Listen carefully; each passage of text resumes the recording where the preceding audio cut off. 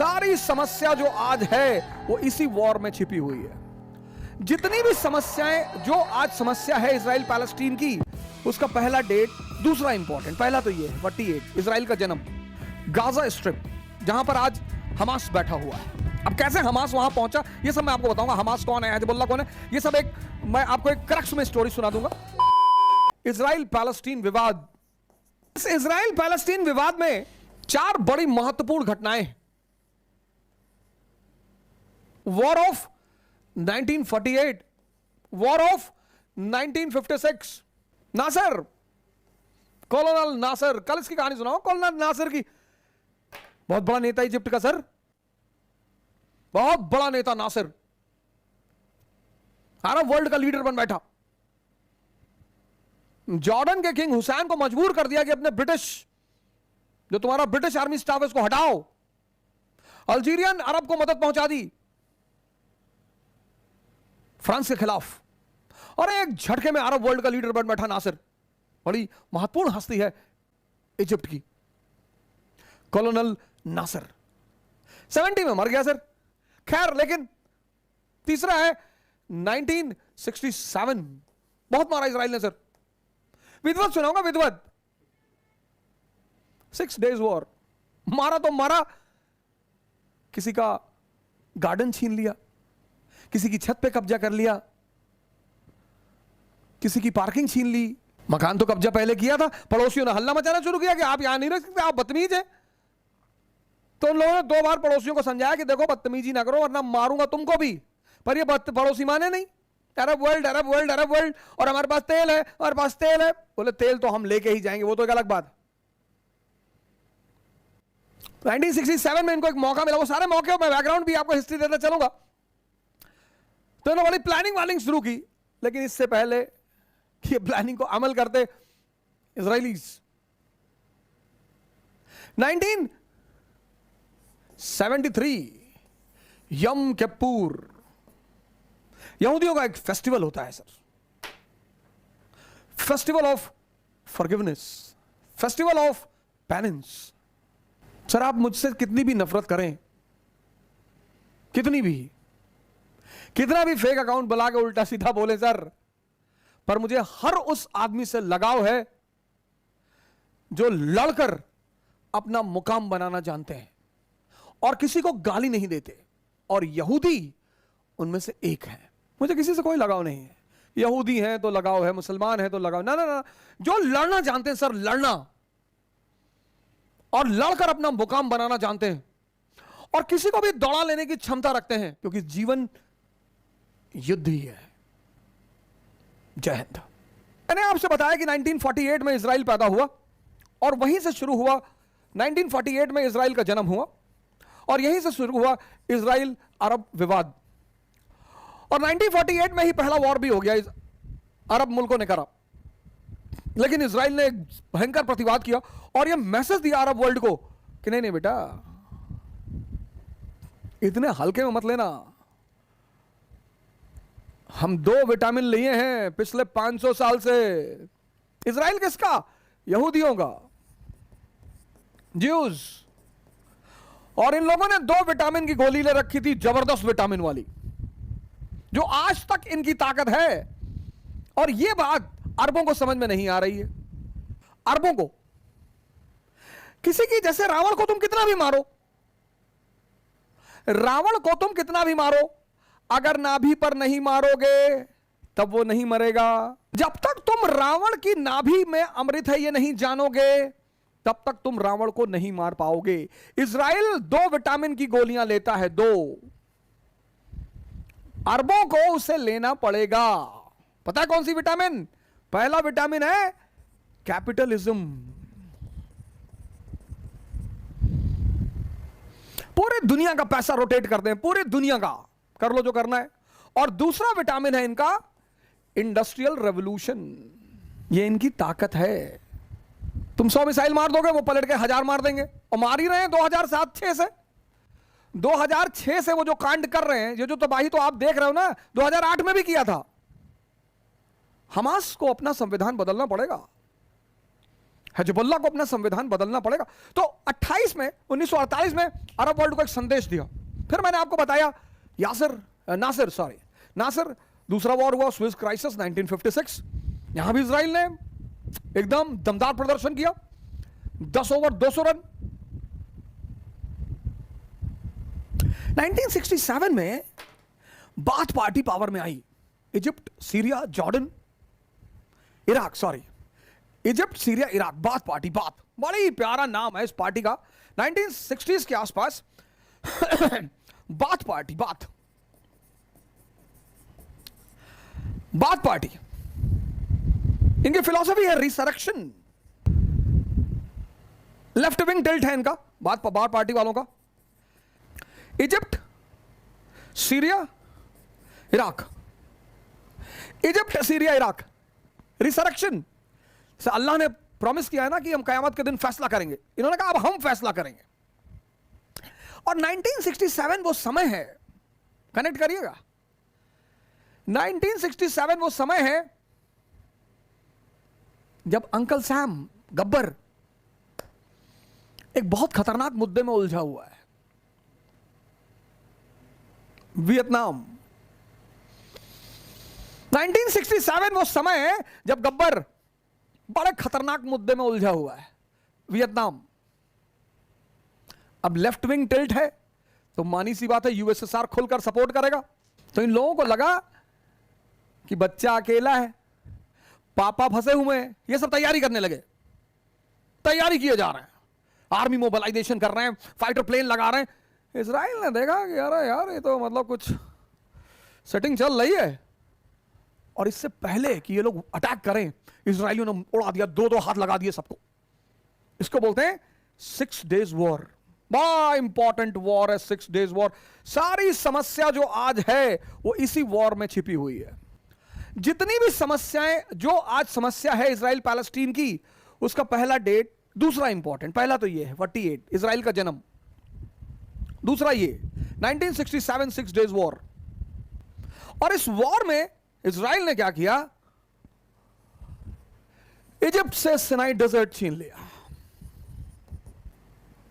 Jordan से West Bank ले लिया, सीरिया से गोलन हाइट। अभी तो फिलिस्तीनियों की जमीन छीनी थी। ये पड़ोसी बड़ा परेशान कर रहे थे, क्यों छीनी, वापस करो। किसी का गार्डन छीन लिया, किसी की छत छीन ली, किसी का पार्किंग छीन लिया।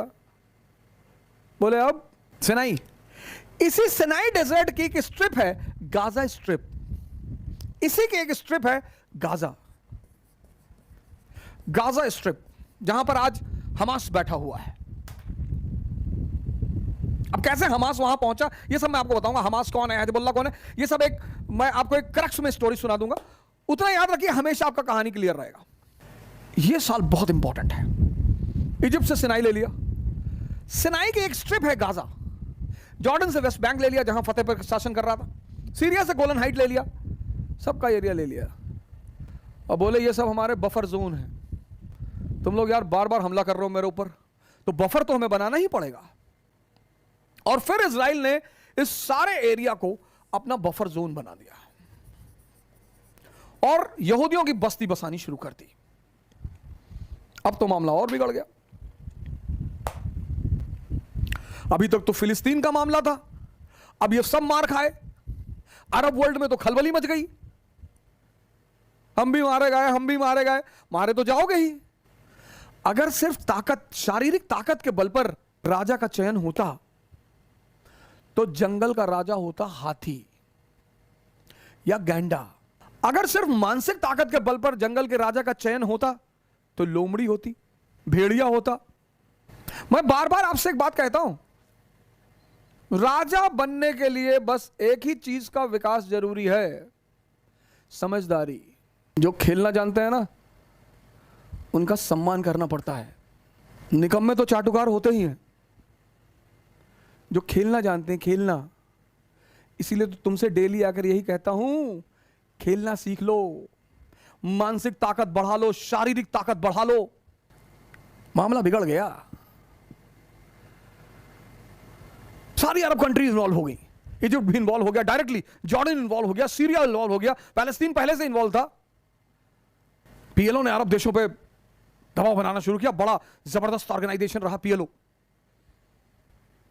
Palestinian liberation organisation. उसका सबसे प्रमुख नेता रहा यासिर अराफात, बड़ा जबरदस्त नेता, बहुत जबरदस्त यासिर अराफात। पीएलपी, इसने टेररिस्ट अटैक शुरू कर दिया इसराइल में, मामला बिगड़ता चला गया। 1970 में नासिर की डेथ हो गई, अनवर सादत नया प्रेसिडेंट बन गया इजिप्ट का। उसको एहसास हो गया था कि अब भैया अब इसराइल का खत्म होना मुश्किल है, अब ना खत्म होगा। तो जब यह बात एहसास हो गई कि अब इसराइल को खत्म करना मुश्किल है, तो दर्शन तो बदलना ही था। सादत सोच रहा था कि अमेरिका मीडिएट कर दे, अमेरिका मीडिएशन के लिए तैयार नहीं था, वो बेचारा खुद ही एक मुसीबत से बाहर निकला था, वियतनाम क्राइसिस से। तो बोले यार मीडिएशन कराने का एक ही रास्ता है, हमला कर दो इसराइल पे। तो 1973 का चौथा वॉर, यम किप्पुर, 1973 यम किप्पुर। और जैसा सादत ने कैलकुलेट किया था कि वॉर होगा, यम किप्पुर, इनका एक फेस्टिवल है यहूदियों का, जिसमें वो माफी वाफी मांगते हैं, क्षमा करते हैं, पेनेंस करते हैं, और फेस्टिवल के दिन अटैक कर दिया। इन्होंने सोचा कि ये लोग त्योहार मना रहे होंगे, हम अपना काम निकाल लेंगे। लेकिन जितने जिंदा दिमाग के लोग होते हैं ना, वो कभी बेहोश नहीं होते, वो हमेशा अलर्ट रहते हैं, हमेशा हमेशा। फिर अरब वर्ल्ड को ऑफ गार्ड होना पड़ा। लेकिन अब माहौल बदल रहा था, अब माहौल बहुत बदल रहा था। अब अरब लोगों को भी लग गया था कि नहीं यार समझौता कर लो यार, कितना लड़ोगे यार।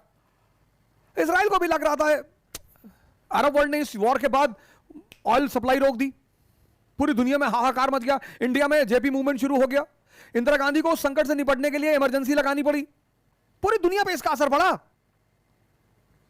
तो दोनों पार्टी को लगा कि भैया देखो ऐसा है, बहुत नुकसान हो रहा है आदमी का, हथियार का, पैसा का, और रिजल्ट कुछ निकल नहीं रहा है, तो भैया अब समझौता कर लो भैया। सादत भी इस मूड में था, अनवर सादत भी इस मूड में था कि भैया समझौता कर लो। इजरायली भी एक वर्ग इस मूड में आ गया कि भैया समझौता कर लो, लड़ाई से कोई फायदा है नहीं। और फिर हुआ कैंप डेविड समझौता, बहुत इंपॉर्टेंट। कैंप डेविड बहुत इंपॉर्टेंट, यह समझौता याद रखना है, 1978-79, बहुत इंपॉर्टेंट, बहुत। कैंप डेविड, मैंने आपसे कहा ना 7-8 ईयर में आपको दूंगा फाइनली, आपको बस उतना ही याद रखना है, उससे ज्यादा याद नहीं रखना है। कैंप डेविड समझौता हुआ, बड़ा इंपॉर्टेंट समझौता। कैंप डेविड अमेरिका के प्रेसिडेंट का हॉलिडे रिसोर्ट है। बेखम मैगन जो है वो इजराइल का प्राइम मिनिस्टर था, सादत इजिप्ट से था, और कार्टर अमेरिका का प्रेसिडेंट था। ये तीनों लोग यहां मिले कैंप डेविड में, और एक बड़ा अच्छा समझौता हुआ। End of war between Israel and Egypt. Egypt और इजराइल के बीच अब युद्ध नहीं होगा। अब इजिप्ट इजराइल पर हमला नहीं करेगा, पहला प्रोविजन। बड़ी अच्छी बात है कि इजिप्ट इजराइल पर अब हमला नहीं करेगा, ठीक है। अब जब इजिप्ट इजराइल पर हमला नहीं करेगा, तो इजराइल इजिप्ट को सिनाई डेजर्ट वापस कर देगा। तो फिर इजिप्ट ना तो अटैक करेगा, इजिप्ट अब इजराइल पे अटैक भी नहीं करेगा, और ऑयल भी सप्लाई करेगा। इजिप्ट अब इजराइल को ऑयल भी सप्लाई करेगा, और अब इजराइल की जो शिप्स हैं वो स्विस कैनाल को यूज कर सकती है। यह तो मसला हुआ इजराइल और इजिप्ट का। कैंप डेविड समझौता हुआ।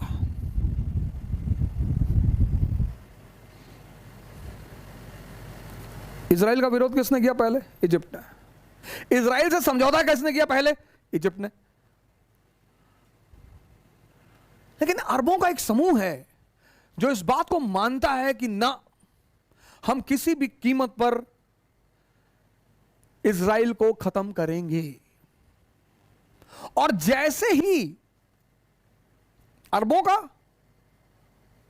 का एक समूह है जो इस बात को मानता है, जैसे हम मानते हैं कि हम किसी भी कीमत पर हिंदुस्तान पाकिस्तान को एक करेंगे, यहां पर हमारी और हमास की विचारधारा बहुत मिलती है। अब समझौता तो हो गया, लेकिन अरबों का एक समूह इस समझौते को मानने को तैयार, उसने कहा नो, नहीं। और यहीं पर इसी पृष्ठभूमि में हमास का जन्म हुआ 1982-83। हमास सुन्नी organisation, anti Zionist, anti Semitic, anti Zionist, यही इनका प्रियम्बल है, एंटी सेमिटिक। ये वो गुट है जिसने कहा ना हम तो मानते ही नहीं, हम भी नहीं मानते, बस यहीं पर हमारा इनका मेल खाता है।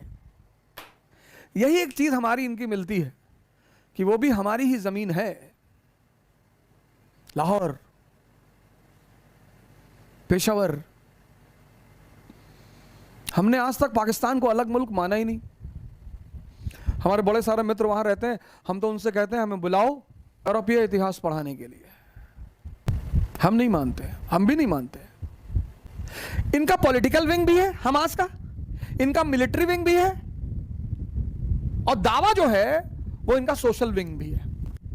अब कई सारी कंट्रीज हैं जिन्होंने हमास को पूरी तरह से टेररिस्ट ऑर्गेनाइजेशन घोषित कर रखा है, कनाडा ने घोषित कर रखा है। कई सारी कंट्रीज हैं जिन्होंने इनके मिलिट्री विंग को टेररिस्ट ऑर्गेनाइजेशन घोषित कर रखा है, इनके पॉलिटिकल विंग को छोड़ रखा है। इनकी तीनों विंग है हमास की, इनकी मिलिट्री विंग भी है, इनकी पॉलिटिकल विंग है। पॉलिटिकल विंग ही शासन कर रही 2006 से, मैं अभी आगे आपको बताऊंगा। एक तरफ हमास पैदा हुआ सुन्नी ऑर्गेनाइजेशन, दूसरी तरफ हिजबुल्लाह, ये लेबनान बैक्ड शिया ऑर्गेनाइजेशन है। इनका भी सेम गोल है, एंटी जियोनिस्ट, एंटी सेमिटिक, किसी भी कीमत पर इजराइल को खत्म करेंगे। ना कर पाओगे। मैंने कहा ना, तुमको पता ही नहीं रावण को कहां मारना है, ताकत से ना मार पाओगे, मार ही नहीं पाओगे। जिस दिन मुसलमान एक बात मानना शुरू करेगा, एक, बहुत सारे मानते भी हैं कि हमने अपने आप को रिफॉर्म नहीं किया। देख लो हमास और हिजबुल्लाह का जन्म क्यों हुआ। 82-87 ये सुन्नी ऑर्गेनाइजेशन है, एंटी सियोनिस्ट, इजराइल को मानते ही नहीं। अरे भैया तुम इजराइल को नहीं मानते हो तो इजराइल तुमको क्यों मानेगा। और 1980 में इजराइल ने एक धमाका कर दिया। अब देखो हमास और हिजबुल्लाह पैदा हो गए इस पीस ट्रीटी के बाद। जोड़ के रखना, इस पीस ट्रीटी का परिणाम है हमास और हिजबुल्लाह का जन्म। और जैसे ही हमास और हिजबुल्लाह का जन्म हुआ और इन्होंने कहा हम तो नहीं मानते इजराइल को और हम इजराइल को मिटा के रहेंगे, इजराइल ने एक धमाका कर दिया, बड़ा गंदा धमाका। पूरा अरब वर्ल्ड हिल गया। रिफॉर्म करना पड़ेगा, तुमको बदलना पड़ेगा अपने आप को, क्योंकि समय इतनी गंदी चीज है कि जिसने समय के साथ अपने आप को नहीं बदला उसको समय ने उड़ाकर फेंक दिया। देश के 95% मुसलमानों को नहीं पता होगा, 95%। Save Palestine, save Palestine. अबे सेव पैलेस्टीन तो ठीक है, लेकिन ऐसी कौन सी घटना घट गई 1980 में कि पूरा अरब वर्ल्ड हिल गया, हमास और हिजबुल्लाह भी हिल गए। और वो घटना थी, यही मैं कहता हूं, इस देश के हिंदुओं से भी, इस देश के मुसलमानों से भी। बेगानी शादी में अब्दुल्ला दीवाना कूद रहे हैं, फर्जी। किसकी शादी है, चाचा की? नहीं नहीं नहीं। अच्छा फुप्पी की शादी? नहीं, पता नहीं किसकी शादी। ये इस देश की बहुसंख्यक लोगों का हाल है, पता ही नहीं किसकी शादी है, नाच रहे हैं, स्टैंड विद पैलेस्टीन, ये वो। अरे भैया पता तो कर लो मुद्दा क्या है, पता लगा दोनों मिलकर तुम्ही को पीट दिए बाद में। पहले समझो, जानो, फिर छटको या कूदो। छटको इज अ टिपिकल अवधि वर्ड, हमारे पूर्वांचल में बहुत छटक रहा है। छटको मत, सुनो, समझो, जानो। हिजबुल्लाह हमास पैदा हुए, क्लियर। 1980 में इजराइल ने एक बॉम्ब फोड़ दिया, बड़ा जबरदस्त। जेरूसलम लॉ, बड़ी डेंजरस घटना। Jerusalem law, Jerusalem complete and unified, पूरी लाइन लिख लेना। Jerusalem complete and unified will be the capital of Israel. पूर्ण और एकाकृत जेरूसलम इजराइल की राजधानी होगा। अरे बाप रे, इजराइल की राजधानी, हाँ हाँ। कल इस कहानी को पूरा कर देंगे, आप टेंशन ना लें। कल मैं आपको इसकी पूरी कहानी आपको समा दूंगा, हमास कैसे पावर में आया। अब यहीं से कहानी बदलेगी। अब इसके बाद एक समझौता और होगा, ओस्लो, कल समझाऊंगा ओस्लो समझौता।